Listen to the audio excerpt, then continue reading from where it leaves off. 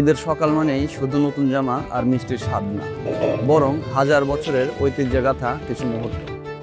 ভোরে ফজরের নামাজ আর সন্ধ্যায় ভাইরাল স্পটে ঘোরাঘুরি, এর মাঝেই কেটে যায় আমার ঈদ। আরেকবার, আরো দুইবার।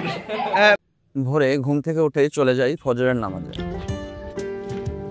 অন্যদিন ফাঁকা থাকলেও ঈদের জন্য আজকে মসজিদ ভর্তি মানুষ, দেখে ভালোই লাগলো। নামাজ শেষে সুন্দরী গেটের সামনে দাঁড়িয়ে বন্ধুদের জন্য অপেক্ষা করছে, কারণ আমরা সবাই মিলে যাব গোরস্থান। আমাদের এলাকায় ঈদের দিন কবর জিয়ারত করা একটা পুরনো রীতি, তাই সবাই কাঁধে কাঁধ মিলিয়ে হেঁটে চলে যায় গোরস্থানে। আসলে এই খুশির দিনে সবাই নিজের আত্মীয়দের মিস করে থাকে, তো সেখানে সবাই কবর জিয়ারত করে যার যার বাবা মায়ের জন্য দোয়া করে আল্লাহর জিম্মায় রেখে বের হয়ে পড়ে। এই মুহূর্তগুলোই তো আমাদের বন্ধনের প্রতীক। কি কব, মানুষ এমন হয়েছে, তোমার বেশিরভাগ বিশ্বাস করে কবরে কোনো আলাদা হয় না, মানে কবরের কিছু নেই। সিরিয়াসলি, মানে সব ডিজিটাল। ঈদ ধনী গরিব সবার, তাই তো সবাই পরিবারের জন্য সকাল সকাল মাংস কিনতে বাজারে চলে এসেছে। এরপরে বন্ধুদের সাথে ছোট্ট একটা আড্ডা আর এক কাপ চা।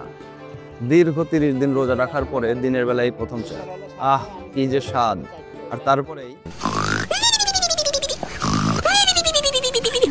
বাসায় ফিরেই দেখি মা আগেই সব খাবার রান্না করে রেখেছে, লুচি, সেমাই আর আমার প্রিয় নুডলস। এই মুহূর্তগুলোই তো ঈদের আসল স্বাদ। খাওয়া শেষ করে বিছানায় রেস্টের জন্য শুয়ে পড়তেই বেহুশ। হুট করে মনে হলো, আরে ঈদের নামাজও তো বাকি আছে। কিন্তু ঘুম তো আর কাটে না। লাফিয়ে উঠেই দৌড়ে গোসল করে রেডি হয়ে নিলাম। আর নতুন পাঞ্জাবি পরে আয়নার সামনে একটু ভাব না নিলে কি হয়, তাই আয়নার সামনে একটু ভাব নিয়েই হাতে জায়নামাজ নিয়ে রওনা হয়ে পড়লাম ঈদগাহের পথে। আর ঈদগাহ সেটা তো আমার বাড়ির পাশেই, তাই হেঁটেই চলে যাই ঈদগাহে।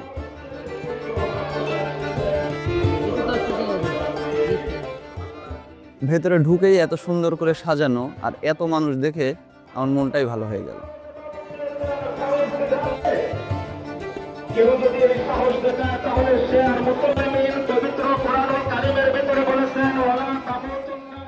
ভেতরে ঢুকে দেখলাম আমার বন্ধুরা কেউ আসেনি, তাই একটু ভদ্র ছেলের মতো হুজুরের বয়ান শুনলাম।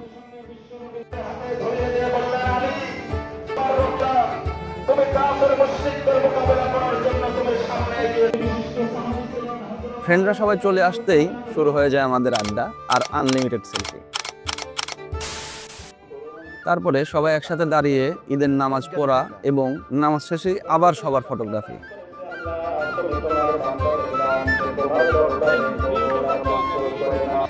কি গরম ভাই, গলে উঠেছে।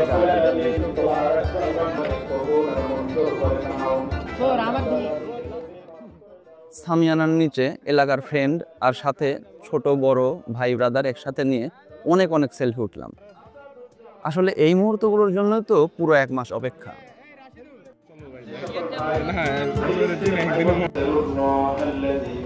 নামাজ শেষে সবাই মোনাজাত করছে আর আমাদের এখানে ফটোগ্রাফি চলছে।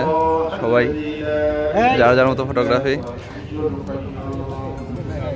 সবাই বিভিন্ন জায়গায় দাঁড়িয়ে থেকে ফটোগ্রাফি করছে। আর ওই সাইডে হুজুর একা একা বসে থেকে টাকা তুলছে।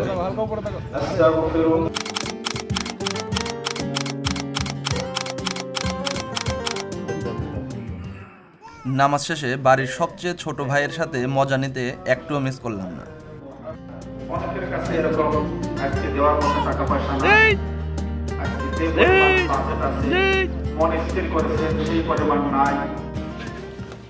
মোনাজাত শেষ হতেই সবাই দল বেঁধে একসাথে ঈদগাহ থেকে বাইরে চলে আসি।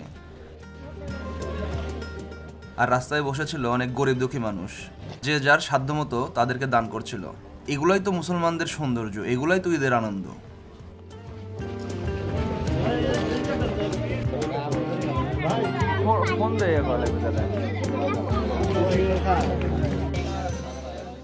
একে একে সবাই বের হচ্ছিল আর যার যার মতো মুসাফা কোলাকুলি এগুলা করছিল।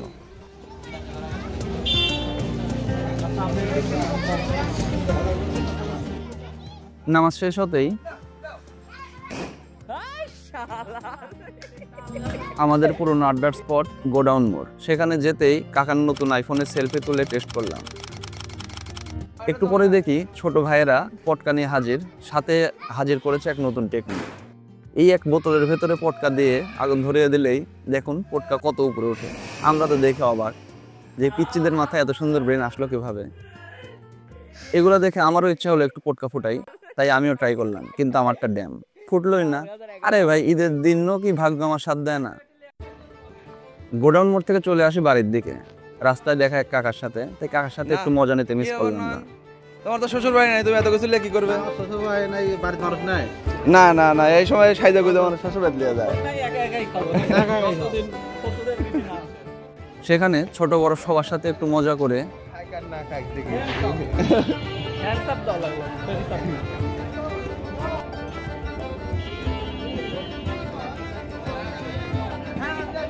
হ্যাঁ হ্যাঁ, ভালো করে ভালো করে। কি দেবো দে, কি দেবো কি হয়েছে?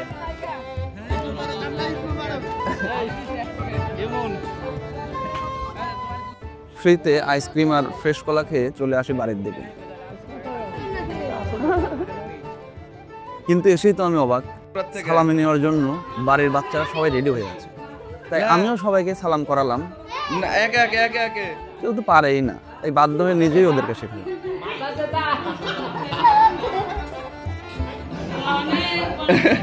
হ্যাঁ, সিরিয়াল শেষ, পরের না নিয়ম শেষ নেই। একটা হবে আরো দুইটা, আরো দুইবার। সাথে সাধ্য মতো সালামিও দিয়ে দিলাম। ঈদ মানেই তো শেখা, ভাগাভাগি আর ভালোবাসা। আবার একটা হয়েছে, আরেকটা। হ্যাঁ হয়েছে, উঠ। এবার পরেরটা, না পরেরটা এটো। হ্যাঁ হ্যাঁ, চুমা খা, শিখালে চুমা খা, হাত চুমা খা, তোর হাত চুমা খা, তোর হাত চুমা খা। হ্যাঁ আবার আবার, হ্যাঁ আবার, হ্যাঁ দেখেন। হ্যাঁ হয়েছে, এখন হুমায়রা নিচে পা ধরে সালাম করো। হ্যাঁ আমার দিকে তাকাও, হ্যাঁ হাত চুমা খাও, তোমার হাত। হ্যাঁ আবার আবার আবার, আরেকবার আরেকবার। হ্যাঁ বসো, হ্যাঁ আরেকবার আরেকবার, আরো দুইবার। হ্যাঁ নাও, হ্যাঁ বড়, হ্যাঁ বড়। এখন বাজে হচ্ছে দুপুর 2টা। মাত্র নামাজ পড়ে আসলাম। ঘুমে আমার চোখ একদম ভারী হয়ে আছে। আমি ঘুমাইছিলাম মনে হয় 3:30টার দিকে, উঠছি হচ্ছে 5টায়। 1.5 ঘন্টার মতন ঘুমাইছি। সকালে একটু হয়তো আধা ঘন্টা না 20 মিনিটের মতন ঘুমাইছি। এখন আমার অবস্থা একবারে খারাপ। একদম আসরের নামাজের সময় ঘুম ভাঙছে। দ্রুত বের হয়ে পড়ি ঈদ উপলক্ষে ভাইরাল একটা স্পট দেখতে। সাথেই থাকুন, আপনাদেরকেও দেখাচ্ছি। তুমি আর না থাকতে পারে, ভ্যান আছে। কে রে ওর বিটি না গেল? প্রথমে আমরা আমাদের পার্সোনাল 3 চাকার প্রাইভেট ভ্যান নিয়ে রওনা হই আমাদের এলাকার ভাইরাল স্পট দেখতে। অন্য সময় যেখানে কোনো মানুষই থাকে না, আর এই ঈদের দিনে উপচে পড়া ভিড়। রাস্তা থেকেই দেখতে পাচ্ছি অনেক মানুষ আর ভ্যান, মোটরসাইকেলের ভিড়।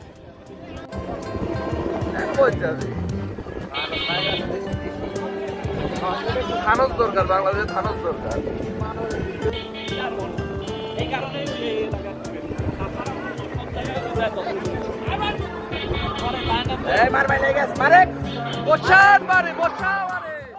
আমি রাস্তাতে যাচ্ছিলাম আর এত ভিড় দেখে ভাবছিলাম যে ওইখানে যে কি পরিমাণ মানুষ আছে আল্লাহই জানে।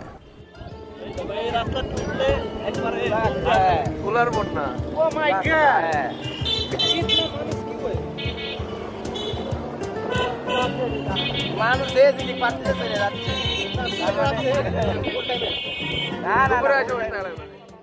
মানুষ কি দেখতে এখানে আসে আমি নিজেও জানি না।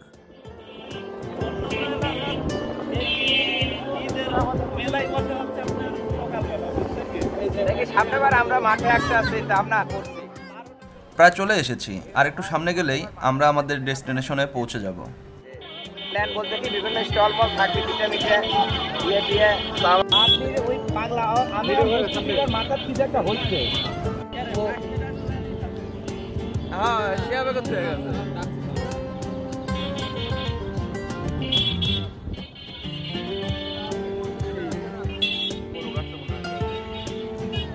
পর্যটক আইবো।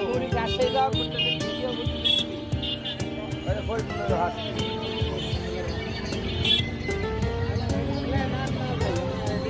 হ্যাঁ এটি তারা কি করবে করোনার মধ্যে যাবো। আল্লাহ মানে গম টম একবার শেষ করে ফেলা দিলে একবার তোরা বুড়াই কি অবস্থা? ভ্যান থেকে নেমেই তো আমি অবাক, আরে এত মানুষ কোথা থেকে আসলো, আর এখানে এই ফাঁকা জায়গা কি দেখতে এসেছে সবাই।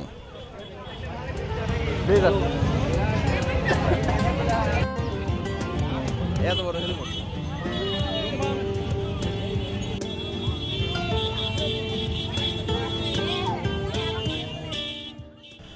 বিশাল ভিড়ের মাঝখান দিয়ে সামনের দিকে এগিয়ে চলছিলাম।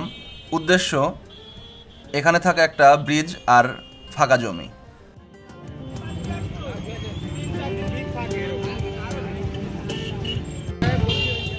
এটা একটা খাল আর সাথে একটা বড় ব্রিজ, আর এই ব্রিজই হচ্ছে আমাদের ফাইনাল ডেস্টিনেশন। এখানে থেকে নেমে যেতে হবে আবাদি জমির ভেতরে। নেমেই তো আমি অবাক, আরে এত ধুলা এলো কোথা থেকে? পরেই বুঝলাম আসলে এত লোকের কারণে ধুলা ঝড় শুরু হয়ে গিয়েছে। তাই আমি কোনো মতে নাক বন্ধ করে রাস্তা থেকে দৌড় দিয়ে নিচের দিকে আবাদি জমির ভেতরে চলে যাই। আসলে আমার মতো বাকি সবাই এসেছিল ফাঁকা বিলের মাঝে একটু সময় কাটাতে, কিন্তু এখন সবার অবস্থাই খারাপ। একটা জিনিস যে এই আশেপাশে কিচ্ছু নাই, না কোনো দোকান, না কোনো কিছু, না কোনো দেখার জিনিস, কিচ্ছু নাই। এখন শুধু একটু ফাঁকা জায়গা আর ধুলার অঙ্গরাজ্য, এর মধ্যেই এত বড় মানুষের ভিড়। একবারে খালি খালি মানুষ। যাই হোক, গিয়ে দেখি একদল মানুষ চাচা আপন প্রাণ বাঁচা খেলা শুরু করেছে। এই খেলাটার জেতার নিয়ম হচ্ছে নিজের বেলুনটা ঠিক রেখে অন্যের বেলুন ফাটানো। আমিও সেখানে গিয়ে একটু মজা নিলাম।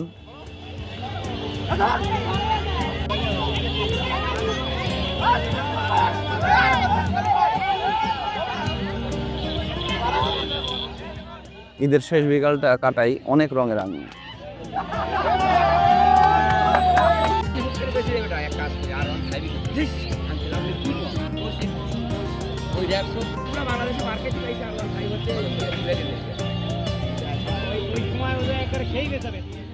তারপরে একটু অন্ধকার নামতেই বাড়ির দিকে রওনা হয়ে গেলাম।